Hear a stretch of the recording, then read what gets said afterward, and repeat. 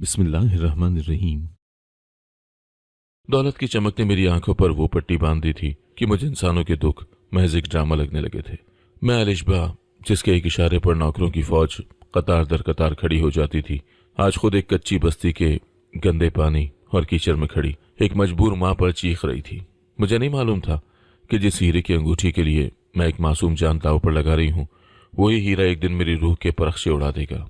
क्या मकाफात अमल का पहिया इतनी तेजी से घूमेगा कि मेरे महंगे परफ्यूम की खुशबू अभी हवा में बाकी होगी और मेरी पूरी कायनात राख का ढेर बन जाएगी। मेरा नाम अलिशबा है और मेरी जिंदगी किसी ख्वाबनाक फिल्म के सीन की तरह थी। शहर के सबसे पोश इलाके में वाक़ हमारा सफ़ेद महल नुमा घर दूर से ही मेरी इमारत की गवाही देता था। कुदरत ने मुझे हुस्न से नवाजा था और दानियाल ने इस हुस्न को दौलत के ऐसे गिलाफ में लपेट दिया था कि मुझे ज़मीन पर चलते हुए भी यह एहसास होता जैसे मैं बादलों पर कदम रख रही हूँ। दानियाल एक बहुत बड़े बिजनेस टाइकून थे। उनका नाम शहर के चोटी के ताजरों में शुमार होता था। वो मुझसे वालियाना मोहब्बत करते थे। मेरी हर जिद, हर नखरा उनके लिए सर आंखों पर होता था, मगर वो अक्सर एक बात पर रंजीदा हो जाते थे और वो था मेरा रवैया। मैंने कभी गरीबों का इंसान नहीं समझा था। मेरे नज़दीक दौलत ही वो वाहिद पैमाना था जिससे किसी की औकात नापी जा सकती थी। हमारे घर में काम करने वाले मुलाजमीन मेरे लिए महज मशीनें थीं जिन्हें सिर्फ हुक्म मानने के लिए रखा गया था। मैं अक्सर उनकी छोटी सी गलती पर उन्हें तस्दील का निशाना बनाती। मेरा मानना था कि ये लोग सिर्फ जूतों के लायक होते हैं और अगर उन्हें नरमी दिखाई जाए तो ये सर पर चढ़ जाते हैं। दानियाल अक्सर मुझे समझाते, अलिशबा, ये दौलत अल्लाह की देन है, इस पर तकब्बुर मत करो। ये मुलाजमीन भी हमारी तरह गोश्त पोस्त के इंसान हैं, इनके भी जज्बात होते हैं। मगर मैं उनकी बातों को हंसकर टाल देती या फिर गुस्से में आकर कमरे का दरवाज़ा बंद कर लेती। हमारे घर में एक पुरानी मुलाजमा जुबैदा काम करती थी। वो एक उधेड़ उम्र की खामोश तबाह औरत थी जो बरसों से इस घर की खिदमत कर रही थी। वो इंतहाई मेहनती और ईमानदार थी, मगर मुझे उसकी शक्ल से ही एक अजीब सी चिढ़ थी। वो हमेशा पुराने पैवन लगे मगर साफ सुथरे कपड़े पहनती थी।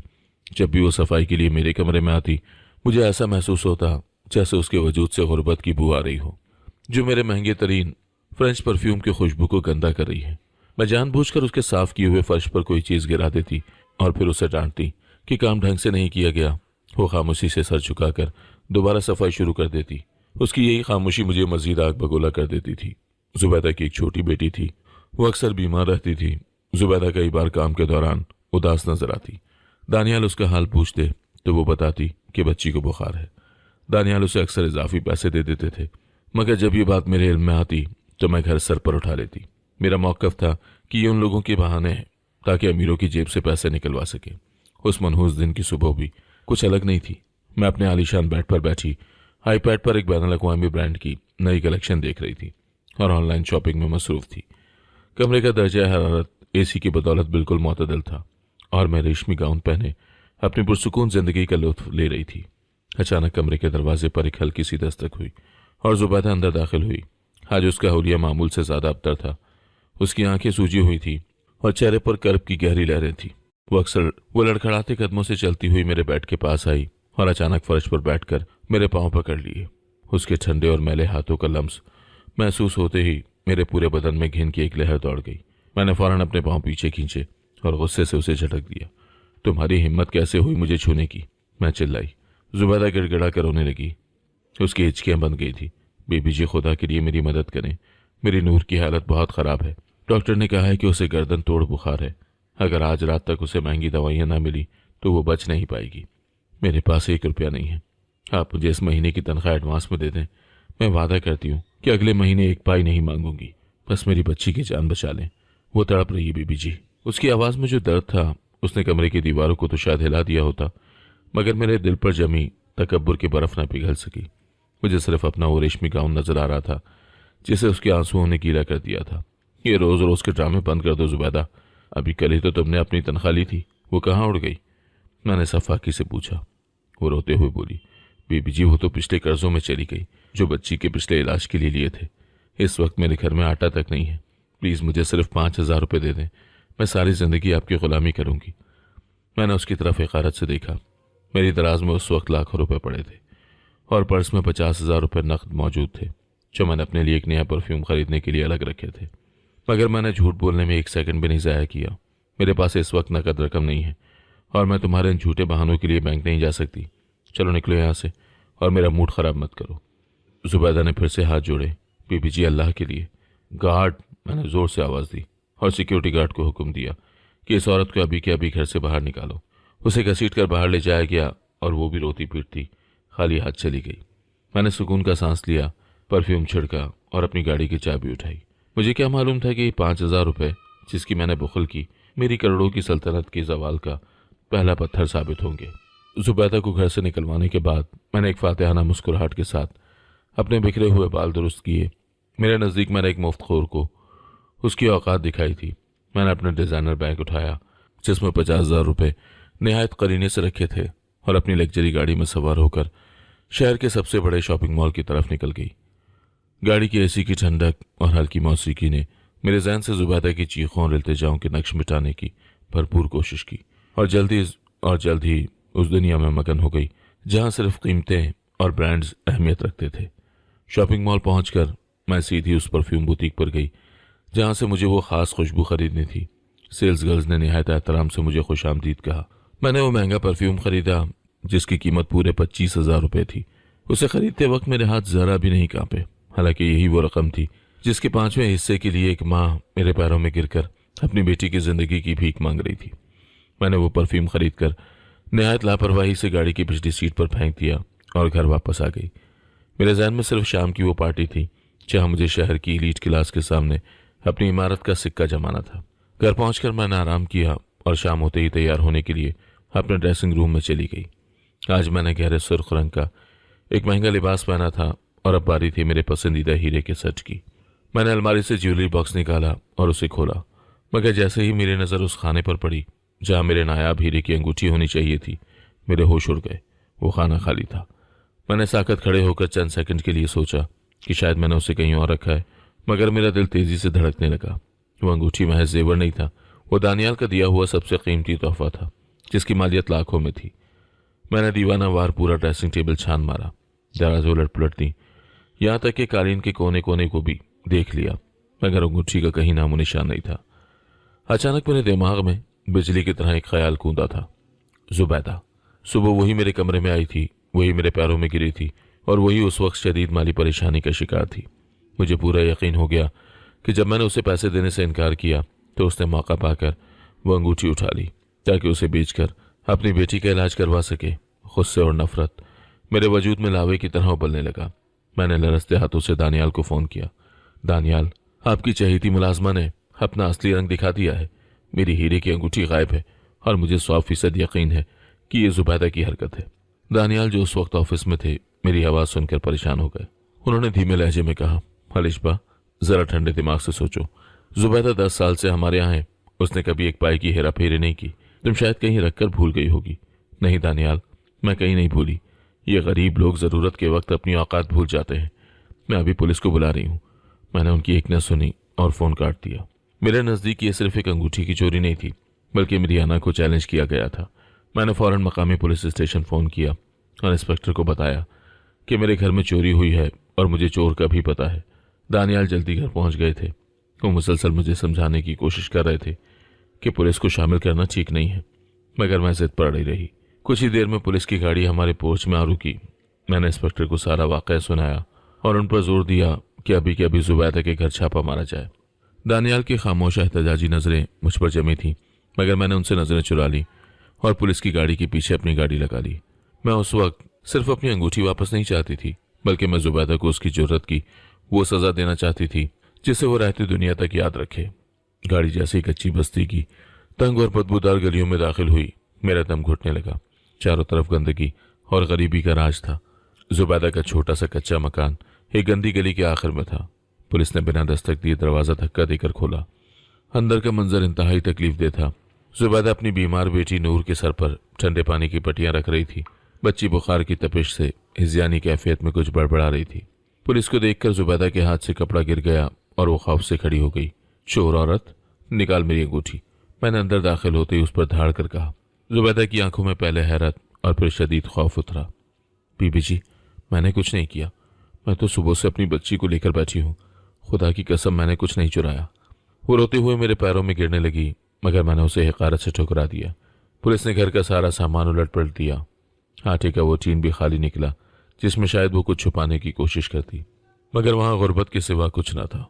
पुलिस वाले उसे घसीट कर बाहर ले जाने लगे तो मोहल्ले के लोग घरों से बाहर निकल आए। जुबैदा के बाल बिखर गए थे और वो मुसलसल दुहाई दे रही थी कि उसकी बच्ची अकेली है, वो मर जाएगी। मगर मेरा दिल बर्फ की तरह ठंडा था। मैंने इंस्पेक्टर से कहा, इसे थाने ले जाएं, वहां जाकर ये खुद ही सब कुछ उगल देगी। जुबैदा को गाड़ी में डाल दिया गया और मैं एक फातिहाना मुस्कुराहट के साथ वहां से मुड़ी। वापस आते हुए एक सिग्नल पर गाड़ी रुकी। एक बूढ़ी फकीरनी ने मेरा शीशा बजाया। बेटी कुछ दे दे, अल्लाह तेरा भला करेगा। मेरा मूड पहले ही बोझल था। मैंने गुस्से में शीशा नीचे किया और उसे जोर से पीछे धकेला। वो बूढ़ी औरत तवाजुन न बरकरार रख सकी और जमीन पर गिर गई, मगर उसने उठकर जो कहा उसने मेरे जिस्म में एक झुरझुरी पैदा कर दी। उसने मेरी आंखों में झांक कर कहा, अपने महल में जाने की जल्दी ना कर बेटी, वहां तेरे सुकून का जनाजा निकल चुका है। मैंने डर कर शीशा ऊपर किया और तेजी से गाड़ी भगा ली। घर के गेट में दाखिल होते ही मुझे महसूस हुआ कि फिजा बदली हुई है। जैसे ही लाउंज में पहुंची, दानियाल को कालीन पर बैठा पाया। उनका चेहरा जर्द था और आंखें वीरान। उन्हें देखकर मेरा दिल किसी अनहोनी के खौफ से कांप उठा। लाउंज का वो मंजर देखकर मेरे कदम साकत हो गए। दानियाल, जो हमेशा वक़ार और खुद एतमादी की अलामत थे, आज अपनी शख्सियत का सारा गुरूर खो चुके थे। उनका कीमती कोट एक तरफ सोफे पर बिखरा पड़ा था और वो खुद किसी हारे हुए जुआरी की तरह फर्श पर बैठे खलाओं को घूर रहे थे। मैंने घबराकर अपना हैंडबैग मेज पर पटका और उनके करीब पहुंची। दानियाल, आप ऐसे क्यों बैठे हैं? क्या हुआ है? कोई कुछ बोलता क्यों नहीं? मेरी आवाज में एक अनजाना खौफ लहरा रहा था। दानियाल ने आहिस्ता से अपना सर उठाया। उनकी आंखों में वो चमक नहीं थी जो हमेशा मुझे देखकर उभरती थी, बल्कि वहां एक गहरा दुख और अजनबियत थी। उन्होंने एक लंबी आह भरी और लरसती आवाज में बोले, हालिशबा, सब कुछ खत्म हो गया, हम बर्बाद हो गए। मेरे सीने पर जैसे किसी ने वजनी हथौड़ा मारा हो। क्या मतलब है आपका? क्या बर्बाद हो गया? मैंने उनका कंधा झिझोड़ते हुए पूछा। हमारी मेन फैक्ट्री के गोदाम में आग लग गई है हालिशबा। वो करोड़ों का माल जो कल एक्सपोर्ट होना था, चंद लम्हों में राख का ढेर बन गया। और बदकिस्मती देखो, इंश्योरेंस की मियाद पिछले हफ्ते ही खत्म हो गई थी। मैं नए प्रोजेक्ट्स की मसरूफियात में उसे रिन्यू कराने ही भूल गया। दानियाल ने अपना चेहरा दोनों हाथों में छुपा लिया। अभी खबर आई है कि इन्वेस्टर्स ने अपना शेयर वापस निकाल लिए हैं। बैंक ने हमारे अकाउंट्स मुंजमद करने का नोटिस भेज दिया है। ये घर, ये गाड़ियां, ये सब कुछ नीलाम हो जाएगा। मैं सड़क पर आ गया हूं हालिशबा, बिल्कुल सड़क पर। मैं ये सुनकर पत्थर की हो गई थी। मेरी ऐशो इशरत, मेरी शॉपिंग, मेरा तकब्बुर, सब कुछ एक ही पल में रेत की दीवार साबित हुआ था। अभी मैं इस सदमे को हजम भी नहीं कर पाई थी कि दानियाल की नज़र मेज पर पड़े मेरे शॉपिंग बैग पर पड़ी। वही बैग जिसमें मैंने 25,000 का परफ्यूम बड़े फख्र से रखा था। उन्होंने तलखी से हंसते हुए वो बैग उठाया। और देखो, ये है वो मकाफात अमल जिसका मैं तुम्हें अक्सर जिक्र करता था। जिस वक्त तुम एक मजलूम औरत को जलील कर रही थी, अल्लाह मेरा कारोबार खाक में मिला रहा था। उन्होंने बैग को उल्टा किया तो परफ्यूम का डब्बा बाहर गिरा और उसके साथ ही एक ऐसी चीज़ फर्श पर गिरी जिसने मेरी रही सही जिंदगी भी मुझसे छीन ली। वो मेरे हीरे की अंगूठी थी, वही अंगूठी जिसके लिए मैंने जुबैदा को पुलिस के हवाले किया था। वो शायद परफ्यूम खरीदते वक्त बैग के अंदर गिर गई थी, या शायद जब मैंने सुबह बैग वहां रखा था तो वो उसमें उलझ गई थी।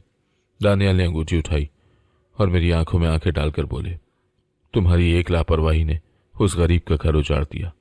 तुमने अपनी झूठी अना की खातिर उसे जेल भिजवा दिया, उसकी बीमार बच्ची को तड़पता हुआ छोड़ा, और नतीजा देखो, वो अंगूठी तुम्हारे अपने ही बैग में थी। हालिशबा, तुमने आज सिर्फ एक अंगूठी नहीं खोई, तुमने मेरा मान और हमारा सुकून भी खो दिया है।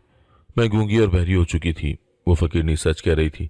मेरे महल में मेरे सुकून का जनाजा निकल चुका था। अभी हम इस बहस में ही थे कि दानियाल का फोन फिर बजा।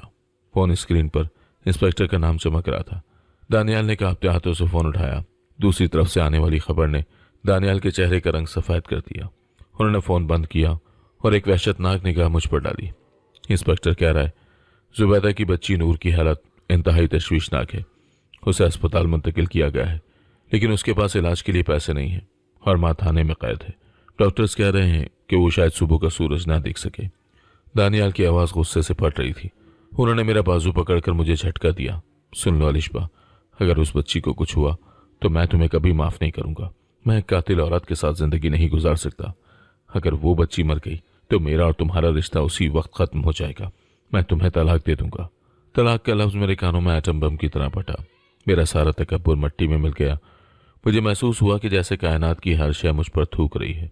मैंने दौड़कर वो अंगूठी उठाई लेकिन अब वो हीरा मुझे किसी सांप की आंख की तरह डस रहा था। तलाक का लफ्ज़ फिजा में किसी जहरीले तीर की तरह पैवस्त हो गया था। मेरी समातें सुन हो चुकी थी और ऐसा लग रहा था जैसे मेरे पैरों तले मौजूद कीमती कालीन अचानक दलदल में बदल गया हो। मैं जो चंद घंटे पहले तक गुरूर की अलामत बनी घूम रही थी, अब एक मुजरिम की तरह अपने ही शौहर के सामने कांप रही थी। दानियाल ने अपना बाजू मुझसे छुड़ा लिया और एक हकारत भरी नजर मुझ पर डालकर सोफे पर गिर से गए। उनकी आंखों में मौजूद वो मोहब्बत जो कभी मेरे लिए ढाल हुआ करती थी, अब बुझ चुकी थी। तुम अभी तक यहाँ खड़ी हो? दानियाल की आवाज़ में एक ऐसी सर्द महरी थी जो मेरे जिस्म को मुंजमद कर रही थी। जाओ जाकर उस गुनाह को धोने की कोशिश करो जो तुमने अपनी अना की खातिर कमाया है। अगर तुम में इंसानियत का एक जर्रा भी बाकी है तो उस बच्ची तक पहुंचो, वरना याद रखना मेरा फैसला पत्थर की लकीर है। मैंने कांपते हाथों से वो हीरे की अंगूठी उठाई जिसकी खातिर मैंने अपनी दुनिया बर्बाद कर ली थी। वो हीरा अब मुझे किसी चमकते हुए पत्थर के बजाय एक स्याह दाग की तरह लग रहा था। मैंने अपना पर्स उठाया, वही पर्स जिसमें अब भी 25,000 रुपये बाकी थे, और दीवानावार बाहर की तरफ भागी। मैंने गाड़ी स्टार्ट की और अस्पताल की तरफ चल पड़ी। रात की तारीकी में सड़कें साएं साएं कर रही थीं और मुझे हर साए में उस बूढ़ी फकीरनी का चेहरा नजर आ रहा था जिसने मेरे सुकून के जनाजे की नवीद सुनाई थी। अस्पताल पहुंचकर जब मैंने इंक्वायरी डेस्क से जुबैदा की बेटी नूर के बारे में पूछा तो मुझे बताया गया कि वह इमरजेंसी वार्ड में है। वहां की बू, वहां की भीड़ और वहां फैली मायूसी ने मेरा दिल बोझल कर दिया। मैं जैसे ही वार्ड के बाहर पहुंची तो देखा जुबैदा वहां एक कोने में जमीन पर बैठी माथा टेके रो रही थी। उसके लिबास पर मट्टी लगी थी और उसकी हालत देखकर कोई भी नहीं कह सकता था कि ये वही औरत है जो सालों से मेरे घर की रौनकें संभाल रही थी। मुझे देखते ही जुबैदा एकदम से खड़ी हो गई। उसकी आंखों में गुस्सा नहीं था, बल्कि एक ऐसी बेबसी थी जो गुस्से से कहीं ज्यादा तकलीफदेह होती है। बीबी जी, आप यहाँ? क्या आपकी अभी भी तसल्ली नहीं हुई? मेरी बच्ची अंदर जिंदगी और मौत की जंग लड़ रही है। आपकी अंगूठी मिल गई होगी। मैंने उसे नहीं छुआ था बीबी जी, मैंने कभी हराम नहीं खाया। वो हिचके लेते हुए बोली। मैंने तड़प कर उसके हाथ पकड़ना चाहा मगर वो पीछे हट गई। जुबैदा, मुझे माफ कर दो, मुझसे बहुत बड़ी गलती हो गई। वो अंगूठी मेरे अपने ही बैग में थी, मैंने रोते हुए कहा। जुबैदा ने एक दर्द भरी मुस्कुराहट के साथ मेरी तरफ देखा। बीबी जी, अंगूठी तो मिल गई, मगर क्या आप मेरी बच्ची के वो लम्हात वापस ला सकती हैं जो उसने तड़प कर गुजारे जब मैं जेल में थी और ये अकेली यहाँ पड़ी थी? उसी वक्त वार्ड का दरवाज़ा खुला और एक डॉक्टर बाहर निकला। मैं भागकर उसके पास गई। डॉक्टर साहब, नूर कैसी है? डॉक्टर ने संजीदगी से मेरी तरफ देखा। हालत बहुत नाजुक है, इन्फेक्शन दिमाग तक पहुंच रहा है। हमें फौरन कुछ महंगे इंजेक्शंस और अद्वियात की ज़रूरत है जो इस अस्पताल के स्टॉक में नहीं है। अगर अगले 2 घंटों में वो ना मिली तो हम कुछ भी नहीं कह सकेंगे। मैंने फौरन अपना पर्स खोला और तमाम पैसे डॉक्टर के सामने रख दिए। ये लें पैसे, जितने चाहिए ले लें, बस उस बच्ची को कुछ नहीं होना चाहिए। डॉक्टर ने पैसे लिए और फार्मेसी की तरफ इशारा किया, मगर जुबैदा अभी भी साकत खड़ी अल्लाह से लौ लगाए बैठी थी। दानियाल भी वहां पहुंच चुके थे। वो दूर खड़े मुझे देख रहे थे। उनकी नज़रों में अब भी वो अजनबियत बरकरार थी। अस्पताल की राहदारियों में फैली फिनाइल की बू मेरे हवास पर सवार हो रही थी। डॉक्टर के अल्फाज कि सिर्फ 2 घंटे बाकी हैं मेरे कानों में किसी फैसले की तरह गूंज रहे थे। मैंने 25,000 रुपये डॉक्टर के हाथ में थमाए तो उसे एहसास हुआ कि अब पैसे रुकावट नहीं बनेंगे, मगर वक्त की सुई तेजी से आगे बढ़ रही थी। अलिशबा, ये पैसे वो हैं जो तुमने अपनी खुशबू के लिए बचाए थे। आज देखो कि एक सांस की कीमत उस खुशबू से कहीं ज्यादा है। दानियाल की आवाज़ मेरे पीछे से आई। वो कब अस्पताल पहुंचे मुझे खबर ही ना हुई। उनका लहजा अब भी सपाट था, मगर उनकी आंखों में नूर के लिए फिक्र साफ झलक रही थी। मैंने मुड़कर दानियाल की तरफ देखा। उनका चेहरा थकन और सदमे से चूर था, मगर मेरी हिम्मत न हुई कि उनसे कोई तसल्ली का लफ्ज़ कहूँ। मैंने नर्स से अद्वियात की पर्ची ली और दीवानावार अस्पताल की फार्मेसी की तरफ भागी। वहां लंबी कतार थी, मगर मेरा सब्र जवाब दे रहा था। मैंने कतार तोड़कर आगे जाने की कोशिश की तो लोगों ने बुरा मनाया। बीबी, लाइन में आए, यहाँ सब मजबूर हैं, एक शख्स ने करख्तगी से कहा। यह वही माशरा था जिसमें कल तक मैं खुद को मलिका समझती थी और आज एक आम इंसान की तरह धक्के खा रही थी। मैंने हाथ जोड़ दिए। प्लीज, एक मासूम बच्ची की जिंदगी का सवाल है, मुझे ये इंजेक्शन अभी चाहिए। मेरी आंखों से गिरते आंसुओं ने शायद उनके दिलों को पिघला दिया और मुझे रास्ता मिल गया। अद्वियात लेकर जब मैं वापस आई तो जुबैदा अब भी वहीं फर्श पर सजदे में गिरी हुई थी। उसकी खामोश चिस्कियां अस्पताल के शोर में दब चुकी थी, मगर मुझे वो चीखों की तरह सुनाई दे रही थी। मैंने वो अद्वियात नर्स के हवाले की जिसने फौरन आईसीयू का रुख किया। अब इंतजार के उन तवील लम्हों का आगाज हुआ जो किसी अजियत से कम न थे। मैं आईसीयू के शीशे वाले दरवाजे के करीब खड़ी होकर अंदर देखने की कोशिश करने लगी। नन्ही नूर मशीनों के दरमियान घिरी हुई थी। उसका छोटा सा वजूद तारों और नलकियों में छुपा हुआ था। उसका पीला पड़ता चेहरा देखकर मुझे अपना वो शाहाना कमरा और वो हीरे की अंगूठी याद आई जिसके लिए मैंने उस बच्ची से उसकी माँ छीन ली थी। अगर उसे कुछ हो गया तो तुम खुद को कभी माफ नहीं कर पाओगी अलिशबा, और मैं भी नहीं। दानियाल मेरे पास आकर खड़े हो गए। तुमने आज सिर्फ एक गरीब औरत की तजलील नहीं की बल्कि अल्लाह की उस सिफ्त को चैलेंज किया जो अर्रहीम है। तुमने समझा था कि तुम अपनी दौलत से लोगों की जिंदगियां खरीद सकती हो, मगर देखो आज तुम्हारी वही दौलत तुम्हारे किसी काम नहीं आ रही। हमारी फैक्ट्री राख हो गई, हमारा बैंक बैलेंस अब कागज के टुकड़ों के सिवा कुछ नहीं रहा। मैंने रोते हुए दानियाल का हाथ पकड़ना चाहा। दानियाल, मैं बदल जाऊंगी, मुझे बस एक मौका दे दें, मुझे तलाक मत दे, मैं मर जाऊंगी। दानियाल ने अपना हाथ पीछे खींच लिया। तुम्हारी मौत या जिंदगी अब मेरे हाथ में नहीं, इस बच्ची की जिंदगी से जुड़ी है। मेरा फैसला अब भी वही है। अगर जुबैदा की गोद उजड़ गई तो हमारा घर भी उजड़ जाएगा। ये कहकर वो वहां से हटकर बेंच पर बैठ गए। उनके इस सर्द रवैये ने मुझे एहसास दिलाया कि रिश्तों में दरार जब गहरी हो जाए तो उसे भरने के लिए सिर्फ आंसू काफी नहीं होते। रात का पिछला पहर था। अस्पताल में खामोशी छा रही थी। मैंने देखा कि जुबैदा सजदे से उठी और मेरी तरफ आई। मैं डर गई कि शायद वो मुझ पर चीखेगी या मुझे बद्दुआ देगी, मगर उसने निहायत सुकून से मेरे कंधे पर हाथ रखा। बीबी जी, रोना बंद करें, मेरा अल्लाह बड़ा गफूर रहीम है। उसने आपको यहाँ भेजा है, शायद इसी में नूर की बेहतरी हो। मैंने आपको माफ किया बीबी जी। हाँ, बस उसके लिए दुआ करें जो सबका मालिक है। जुबैदा की इस वसत ज़र्फ ने मेरा कलेजा चीर कर रख दिया। एक वो औरत थी जिसके पास कुछ नहीं था मगर उसका दिल समंदर जितना बड़ा था, और एक मैं थी जिसके पास सब कुछ था मगर मेरा दिल एक कतरे की गुंजाइश भी नहीं रखता था। मैं जुबैदा के पैरों में बैठ गई और फूट फूट कर रोने लगी। ये नदामत के वो आंसू थे जो शायद मेरे बरसों के तकब्बुर को धो रहे थे। अचानक आईसीयू की रेड लाइट बंद हुई और डॉक्टर बाहर निकला। हम सब एक झटके से उसकी तरफ लपके। जुबैदा के हाथ कांप रहे थे और मेरे दिल की धड़कनें रुकने के करीब थी। डॉक्टर के चेहरे पर थकन तो थी मगर एक इत्मीनान बख्श मुस्कुराहट भी थी। मुबारक हो, अद्वियात ने काम दिखा दिया है। बच्ची का बुखार उतरना शुरू हो गया है और वो अब खतरे से बाहर है। उसे होश आ रहा है। ये सुनते ही जुबैदा एक बार फिर सजदे में गिर गई। मैंने दानियाल की तरफ देखा। उनकी आंखों में भी नमी थी और एक गहरा सुकून। उन्होंने पहली बार मेरी तरफ देखा और उनकी नजरों में वो वहशत नहीं थी जो चंद घंटे पहले थी, मगर मैं जानती थी ये सिर्फ शुरुआत है। मेरा इम्तहान अभी खत्म नहीं हुआ था। मुझे ना सिर्फ अपना घर बचाना था बल्कि उस तबाही को भी समेटना था जो मेरे तकब्बुर ने मचाई थी। नूर की जिंदगी की खबर अस्पताल की उस सर्द राहदारी में जिंदगी की एक नई लहर दौड़ा गई थी। जुबैदा सजदे से उठी तो उसके चेहरे पर वो सुकून था जो सिर्फ उन लोगों को नसीब होता है जिनका ईमान पहाड़ों से ज्यादा मजबूत हो। मैं दूर खड़ी उसे देख रही थी और पहली बार मुझे अपने हीरे की अंगूठी, अपने ब्रांडेड कपड़ों और अपने आलीशान गाड़ी की औकात समझ में आई। ये सब चीजें मिलकर भी वो इत्मीनान नहीं खरीद सकती थी जो उस वक्त जुबैदा की आंखों में रक्स कर रहा था। दानियाल मेरे करीब आए। उनके चेहरे से गुस्से के बादल छट चुके थे मगर एक संजीदगी अभी भी बाकी थी। अल्लाह ने तुम्हें एक और मौका दिया है अलिशबा, उन्होंने धीमी आवाज में कहा। यह जिंदगी और ये रिश्ता अब तुम्हारी अमानत है। इस बच्ची की सांसें बहाल हो गई हैं। अब तुम्हें यह साबित करना है कि तुम्हारी मुर्दा इंसानियत भी दोबारा जी उठी है। मैंने खामोशी से सर झुका लिया। मेरे पास कहने को कुछ था ही नहीं, सिर्फ आंसू थे जो रुकने का नाम नहीं ले रहे थे। अगले चंद दिन मेरे लिए किसी कड़ी आजमाइश से कम न थे। नूर को वार्ड में मुंतकिल कर दिया गया था। दानियाल ज्यादातर वक्त फोन पर अपने बिजनेस के मामलात संभालने में मसरूफ रहते थे क्योंकि फैक्ट्री की तबाही ने हमें माशी तौर पर मफलूज कर दिया था। मैंने फैसला किया कि मैं घर नहीं जाऊंगी। मैंने जुबैदा के साथ अस्पताल की उसी बेंच पर रातें गुजारी जहां कभी मैं बैठना भी अपनी तौहीन समझती थी। मैं खुद अपने हाथों से नूर को दवा पिलाती, उसके सिरहाने बैठकर उसे कहानियां सुनाती और जब वो सो जाती तो जुबैदा के साथ मिलकर अस्पताल के आम से कैंटीन का खाना खाती। एक दोपहर जब नूर सो रही थी, जुबैदा ने मेरा हाथ थाम लिया। बीबी जी, आप क्यों इतना कर रही हैं? आप तो इतनी बड़ी मालकिन हैं। मैंने उसके खुरदरे हाथ चूम लिए और रोते हुए कहा, जुबैदा, मैं मालकिन नहीं थी, मैं तो अना की कैदी थी। तुमने मुझे माफ करके मेरी रूह को आज़ाद कर दिया है। काश मैं पहले समझ पाती कि इंसान की असल कीमत उसके अखलाक से होती है, दौलत से नहीं। उधर दानियाल की परेशानी बढ़ती जा रही थी। हमारे तमाम अकाउंट्स मुंजमद हो चुके थे और घर की नीलामी के नोटिस जारी हो चुके थे।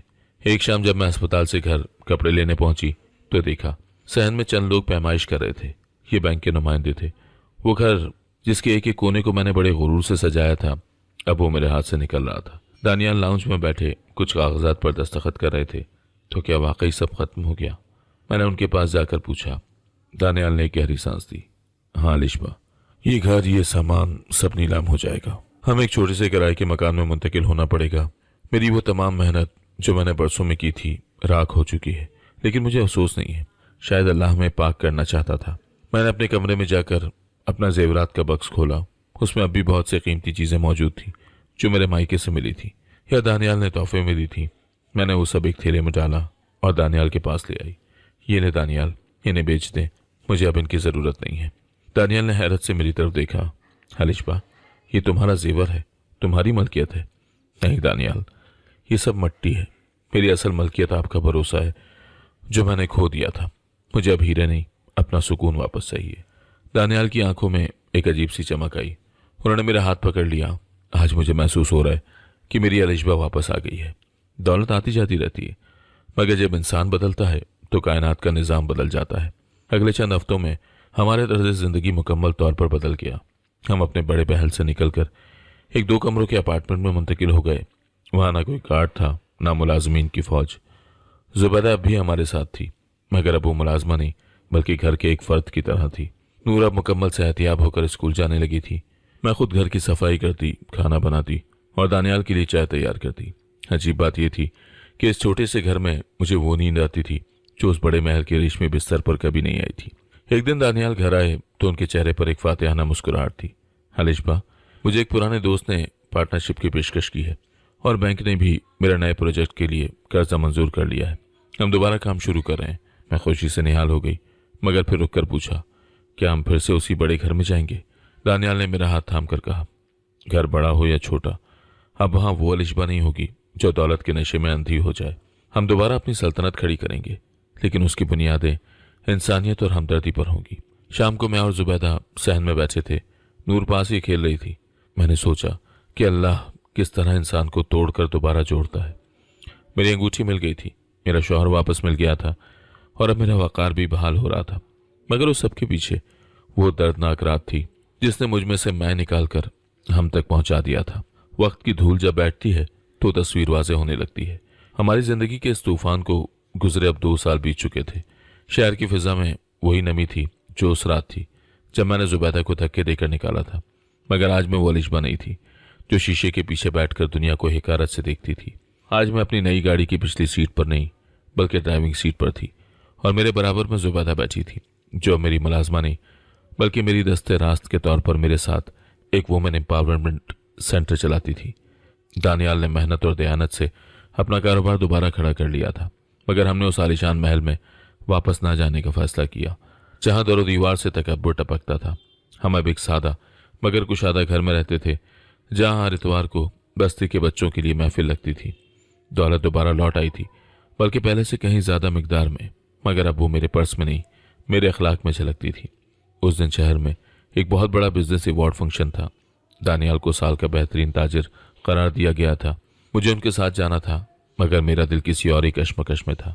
मैंने अलमारी खोली तो मेरी नज़र उसी सुर्ख जोड़े पर पड़ी जो मैंने उस मनहूस रात पहना था। उसके पास ही वो हीरे की अंगूठी रखी थी जिसने मेरी जिंदगी का रुख मोड़ दिया था। मैंने वो अंगूठी उठाई। उसका हीरा अब भी वैसा ही चमक रहा था, मगर मेरे लिए उसकी अहमियत अब एक पत्थर से ज्यादा नहीं थी। मैंने उसे पहना नहीं बल्कि अपने बैग के खुफिया खाने में डाल दिया ताकि ये मुझे हमेशा मेरी औकात याद दिलाती रहे। फंक्शन में हर तरफ चकाचौंध थी। शहर की वही अशराफिया वहां मौजूद थी जिनके दरमियान में कभी अपनी इमारत का सिक्का जमाती थी। औरतें महंगे हीरों और ब्रांडेड मलबूसात की नुमाइश कर रही थी। मैंने एक सादा मगर नफीस लिबास पहन रखा था। दानियाल स्टेज पर गए और उन्होंने अपनी तकरीर में जो कहा उसने हॉल में मौजूद हर शख्स को साकत कर दिया। दानियाल ने माइक संभाला और बोले, लोग कामयाबी का मतलब दौलत और शोहरत समझते हैं, मगर मैंने अपनी असल कामयाबी उस दिन पाई जब मैंने सब कुछ खोकर अपनी बीवी के दिल में इंसानियत का दिया जलते देखा। मेरी कामयाबी के पीछे किसी बिजनेस डील का हाथ नहीं है, बल्कि एक ऐसी औरत की दुआ है जिसे हमने कभी अपने जूतों की नोक पर रखा था। हॉल तालियों से गूंज उठा, मगर मेरी नजरें फर्श पर जमी थी। मुझे अपनी पुरानी जिंदगी की तलखियां याद आ रही थी। तकरीब के बाद जब हम बाहर निकले तो गेट पर वही बूढ़ी फकीरनी बैठी थी जिसने मुझे बद्दुआ दी थी। मेरी रीढ़ की हड्डी में एक झुरझुरी दौड़ गई। मैं रुक गई और दानियाल का हाथ थाम लिया। वो फकीरनी अब पहले से कहीं ज्यादा कमजोर लग रही थी। मैंने अपने बैग से वो हीरे की अंगूठी निकाली जिसकी कीमत से शायद उस जैसी 100 बस्तियों के मुकद्दर बदल सकते थे, और उसके सामने झुक गई। अम्मा, मुझे पहचाना? मैंने धीमी आवाज में पूछा। उसने अपनी धुंधली आंखों से मेरी तरफ देखा और मुस्कुराई। बेटी, तू तो वही है जिसके महल में जनाजा निकला था। मैंने वो अंगूठी उसके प्याले में रख दी। अम्मा, उस जनाजे के बाद ही मेरी नई जिंदगी शुरू हुई थी। ये अंगूठी अब आपकी है। इसे बेचकर आप अपने जैसे लोगों के लिए छत बनाए या पेट भरें। ये अब मेरे लिए बोझ है। वो फकीरनी हंसी, एक ऐसी हंसी जिसमें तमस्खुर नहीं बल्कि एक अजीब सा राज था। उसने वो अंगूठी उठाई और वापस मेरे हाथ पर रख दी। बेटी, इस पत्थर की अब तुझे जरूरत है, मुझे नहीं। इसे अपने पास रख, ताकि जब भी तुझे लगे कि तू फिर से ऊंचा उड़ने लगी है, ये तुझे जमीन की मट्टी याद दिलाए। मुझे तेरी अंगूठी नहीं, तेरा बदला हुआ लहजा चाहिए था। वो मुझे मिल गया। मैं हैरत से उसे देखती रह गई, मगर वो अपनी लाठी टेकती हुई अंधेरों में गायब हो गई। दानियाल ने मेरे कंधे पर हाथ रखा। अलिशबा, कुछ कर्जे दौलत से नहीं, रवैयों से उतारे जाते हैं। हम घर वापस आए। घर बिल्कुल खामोश था। नूर अपने कमरे में सो रही थी और जुबैदा अपने हिस्से में आराम कर रही थी। मैंने वो अंगूठी अपने ड्रेसिंग टेबल पर रख दी, मगर अब उसे दराज में छुपाने की जरूरत महसूस नहीं हुई। यह मेरे लिए कोई जेवर नहीं बल्कि एक सबक था। मैंने खिड़की से बाहर देखा। चांद की रोशनी हर तरफ फैली हुई थी। गरीब की बस्ती हो या अमीर का बंगला, चांद की रोशनी सबके लिए एक जैसी थी। कुदरत कभी फर्क नहीं करती। फर्क हम इंसान अपनी अना की वजह से पैदा करते हैं। अगली सुबह मैंने जुबैदा को बुलाया। जुबैदा, आज से तुम सेंटर की तमाम माली जिम्मेदारियां खुद संभालोगी। मैं चाहती हूं कि तुम उन औरतों को सिखाओ कि इज्जत नफ्स क्या होती है। जुबैदा की आंखों में आंसू आ गए। बीबी जी, आपने तो मुझे आसमान पर बिठा दिया है। मैंने हंसते हुए कहा, नहीं जुबैदा, तुमने मुझे जमीन पर चलना सिखा दिया है। कहानी का अख्तिताम कोई रिवायती खुशी या गम नहीं था, बल्कि एक मुस्तकिल एहसास नदामत और तौबा का तसलसल था। मैंने जान लिया था कि मकाफात अमल सिर्फ सजा का नाम नहीं है, ये इस्लाह का एक तरीका भी है। अगर उस रात मेरी अंगूठी ना खोती तो शायद मैं आज भी उसी अंधेरे में भटक रही होती जिसे मैं रोशनी समझ बैठी थी। दानियाल और मैंने मिलकर एक ऐसी फाउंडेशन की बुनियाद रखी जिसका नाम नूर इंसानियत रखा गया। आज हमारे पास पहले जैसा बड़ा घर नहीं था, मगर हमारे घर का दरवाज़ा हर उस शख्स के लिए खुला था जिसे किसी सहारे की ज़रूरत थी। मैं अब भी महंगे परफ्यूम खरीद सकती थी, मगर अब मुझे पसीने में शराबूर मेहनती हाथों की खुशबू ज़्यादा भली लगती थी। मेरे बेड साइड टेबल पर अब भी वो हीरे की अंगूठी पड़ी रहती है। लोग समझते हैं कि ये मेरी इमारत की निशानी है, मगर सिर्फ मैं जानती हूँ कि ये मेरे उस तकब्बुर की कब्र का कुतुबा है जिसे मैंने खुद अपने हाथों से दफन किया था। जिंदगी अब एक सीधी लकीर की तरह नहीं थी, बल्कि एक ऐसे सफ़र की तरह थी जहाँ हर मोड़ पर मुझे जुबैदा की वो इल्तिजाएं याद आती थीं जो मुझे इंसान बनाए रखने के लिए काफ़ी थी। मैंने शीशे में अपना अक्स देखा। अब वहाँ कोई मगरूर हसीना नहीं थी, बल्कि एक ऐसी औरत थी जिसकी आंखों में सुकून की झलक थी।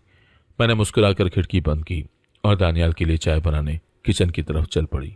अब मुझे किसी मुलाजमा के आने का इंतजार नहीं करना पड़ता था, क्योंकि मैंने अपनी जिंदगी की बागदौड़ खुद संभाल ली थी। मेरा सफर तकब्बुर से तौबा तक का था, और ये सफर हम मरते दम तक जारी रहना था।